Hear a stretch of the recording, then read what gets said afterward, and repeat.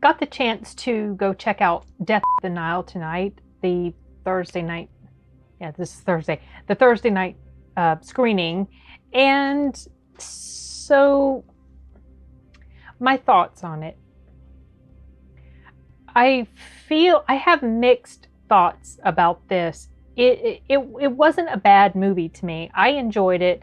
I'm glad I took the time to watch it. One of my main regrets is the fact that I had actually seen the 1978 version, so I knew the answer to the whodunit.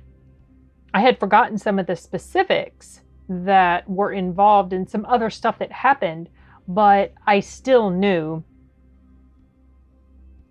who Poirot, whatever the heck his name is, the detective, Kenneth Branagh's character. I knew who he was going to reveal as the baddie. If you haven't seen it, I'm trying to be really vague because there's so many different elements involved in this, and I don't want to give, too much away. I really wish I'd gone into this not knowing anything, honestly. I feel like I probably would have appreciated it more, but the whole time I'm watching it, I'm like, I know what's up. I know what happens for the most part, like the big deal thing. So I feel like that took away a little bit of the enjoyment of this movie for me. That is not the fault of the movie. Don't count that as a con against the film. Whatever. You may be in the same situation where you already know the story, but you may have a completely different reaction to it than I did as far as that goes. But overall, I thought it was enjoyable. I thought it was very well done. And I know that the critics aren't in love with this. It's like 60-something%. I think, maybe the audience will be about the same. I haven't really checked audience scores yet. But I know that the 1978 version, which I think might have been the first movie that they made some other movie in between. But I know that the 1978 version has fairly decent critical and audience reviews from what I can remember. But in my opinion, this one is superior specifically because of the technical stuff, like the cinematography and the sound, obviously, and the score and the acting, stuff like that. Does that make this one better in other areas? Not necessarily, because one of the main things that I did notice, and I had forgotten, like I said, a lot of details from the original movie, and I've never read the books. I've never read one Agatha Christie novel, so I don't know how true to the novel even the 1978 version is. So I'm just going to compare this mostly to the movie. They made changes to some characters here. You know how they almost always tend to do in Hollywood. It was almost like they tried to make it relevant to today's sort of discussions or narratives or whatever. It wasn't obnoxious in your face. It didn't really smell like wokeness or anything like that, but the elements were there. And I kind of felt like, why? What? And it definitely was not in the 1978 movie. I'm not going to specifically mention what it is. You can probably tell what some of it is by watching the trailers, but there were some switches that happened, obviously. And so I noticed it. It wasn't something that, like I said, was obnoxious, but I'm just like, that it was unnecessary. You didn't have to do that. Why did you do it because you thought maybe it would appeal to a larger audience to do something like this? I don't know. I have no idea if that will end up being the case, that it worked, but I kind of have a feeling this movie's gonna sort of, I don't know if like fly under the radar or go sort of unnoticed. Maybe not, because this film has been put on the back burner so often. Maybe that's just gonna give it some more buzz or press because it's been it's been canceled, rescheduled so many times. Also, the fact that Hammer is in it, and there's been a lot of controversy around him. Russell Brand is getting thrown under the bus nowadays. I know Gal Gadot has been sort of criticized in different ways. The girl who played in Black Panther. Oh my gosh, her name.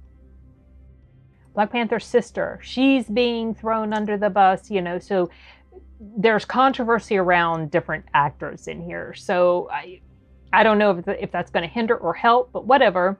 I still feel like if you like whodunits, pretty interesting whodunits, you'll probably enjoy this. You may figure it out without even having read the book, but whatever. I like Agatha Christie's novel. I don't read her novels, but I like Agatha Christie's stories because of all the different characters that she brings in. It's like her signature thing. She brings in these different characters. You find out about them little by little, and you realize as things go on that each person in the story had motive, had opportunity to kill the victim or victims. And so it just kind of, it muddies the waters. And that's what I like about whodunit. It's like you just guessing. It's like, I would just wonder who in the world. And then, you know, finally the big reveal happens, and then you know. And of course, when you watch it, you can spot these different things up, you know, a second time around. Anyway, starting off, this movie opens up with a scene from 1914. This is not in the original movie, from what I can recall, and from what I could tell by reading like the summaries of it. But it starts off in 1914. It's black and white, and there's de-aging that goes on with Kenneth Branagh's character.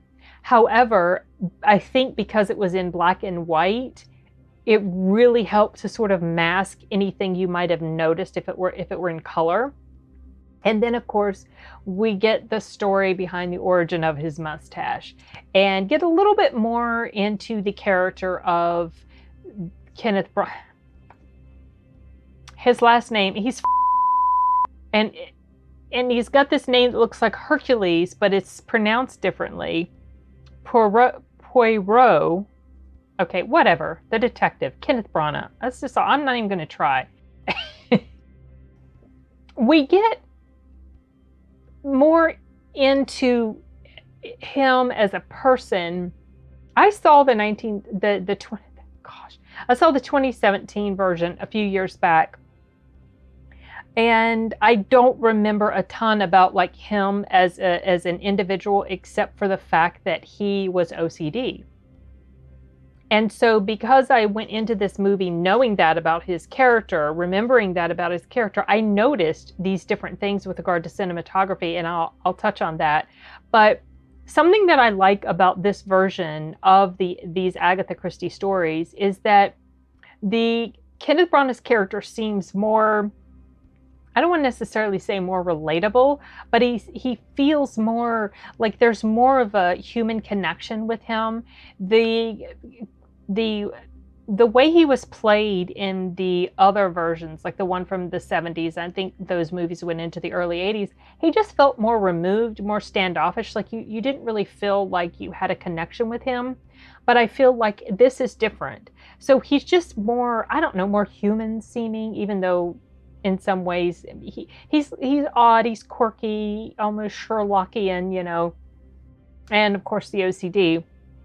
But there's just something I really like about the way he does the character in here. So what I was getting to say when I saw the picture of the Sphinx and everything, because I knew his character was OCD, I noticed a lot of the way this was probably intentional because of his character. I don't remember it so much in the 2017 version. It's very possible that it was there, but because I wasn't thinking about it, I didn't really notice it. But because I noticed it here. A lot of shots were framed in such a way that like maybe someone with OCD or someone who with that type of OCD that likes things to line up a certain way would probably really like, because things were very often centered and evenly balanced on both sides.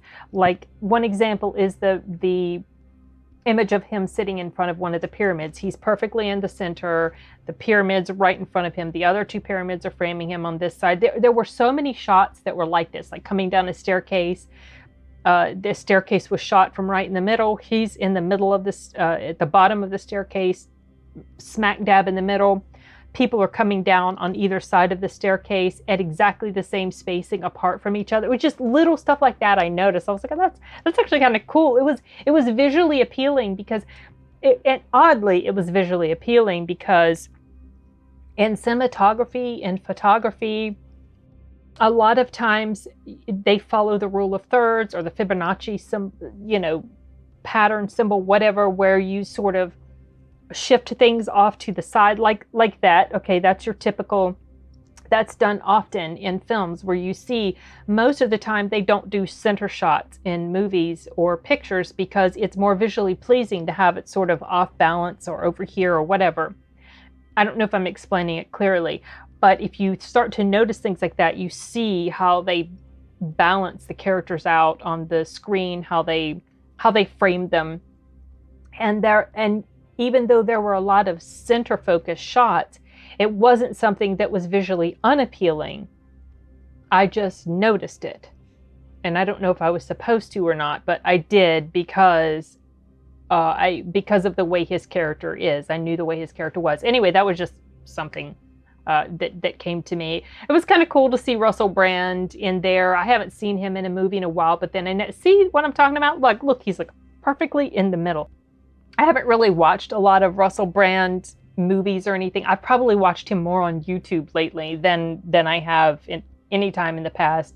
Another thing that I thought was kind of interesting was that Gal Gadot it was mentioned multiple times about her being like Cleopatra, and this was filmed, I believe, before she was even cast in the role of Cleopatra, so I thought that was kind of funny. I don't know if that sort of was what had its roots in her getting the part of Cleopatra or not. Whatever.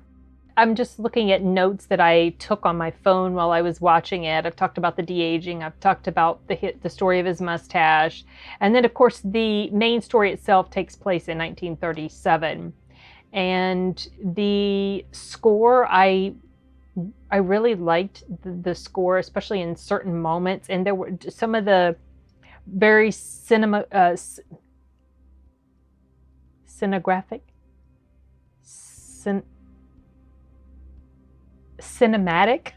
jeez. Some of the cinematic shots were just really, really gorgeous. The scenery, I don't know how much of it was CGI, probably a lot of it. I think I saw in someone's review about this being CGI heavy. I couldn't really notice it too much because it's not like this is something that involved a lot of visual special effects. Like there's no sword fighting, there's no laser fights in space or anything like that. So whatever is put in there artificially is, for the background scenery, stuff like that.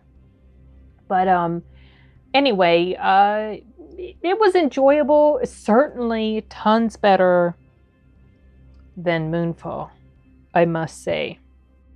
I had a feeling it was definitely going to be better than Moonfall, but it was a much more enjoyable experience. I thought everybody did a really good job in here as far as the acting. This is actually something my daughter's interested to check out, so I'll probably take her to see it. She likes mysteries, and so I think she'll enjoy this, especially because she has no idea what the story is. All she knows is the trailer. So it will be interesting to see her reaction to it, what she thinks about it. It will be her first Agatha Christie based movie, I believe, because I don't think she saw the one with Johnny Depp in it. And I don't think she's seen any of the others. But anyway, it was enjoyable. It didn't, blow me away or anything, but neither did the Murder on the Orient Express. I think, if anything, what I really like about these movies of his, and I hope he makes more, I think what I really like, what really helps these movies appeal to me, the settings, the variety of the actors involved. The cast is such a big this multicast of various actors, pretty well known, very good actors, and also the performance of Kenneth Branagh. I really like how he plays the main character in here, and he's just got this funny little quirkiness about him.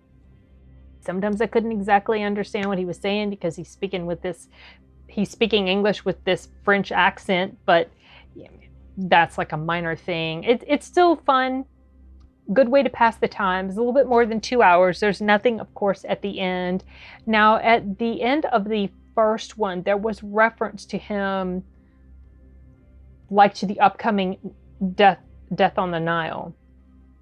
There was nothing like that at the end of this. So I don't know if there are any plans to continue with any more Agatha Christie novels and him. I certainly hope so. Like I said, I guess we'll see. I don't know exactly how well this is going to do today. The theater that I was in, it wasn't packed. Maybe halfway, but I guess we'll see. I honestly don't know. There's a Liam Neeson film coming out also called Blacklight. I've seen the trailer for that, but I never put it up. Maybe I should put that up as well tomorrow, or when I put this review up. I'm planning to go see that. That already is getting absolutely hammered by the critics, but it's a Liam Neeson action film. I'm going to go see it, and I'm sure that one will be even more enjoyable than Moonfall as well. I think anything is going to be more enjoyable than Moonfall. I hate that movie so much. I'm so mad that I went to see it still. But that's a tangent. It has nothing to do with this. These are my thoughts about Death on the Nile, and I guess that's it. I have anything else? Honestly, drawing a blank. It's late, and so I think I need to wrap this up for now. Okay, guys. Bye.